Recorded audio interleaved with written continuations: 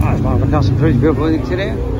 In between the dyno runs, we've got a Knucklehead, you know, S&S Knuckle. Okay, so this is all billet CNC cases, not the die cast. Obviously, like the originals, you can see all the oil lines. So this is the original looking Knuckle. Okay, same sort of manifold with the clamps, but real strong. So this motor here will give you a lot more horsepower than any Knucklehead ever will. Not sure the exact horsepower, being honest with you, but it's a hell of a lot better than the stock, maybe double if there's anything to go by like the Evos.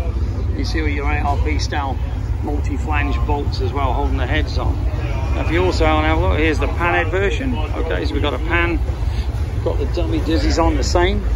Okay, then we got the shovel heads. Okay, shovel head motor here. Then we've got your Evo, which I love, S&S 124 like I got in my bike. Then we got the S&S 143. This is like a monster power motor.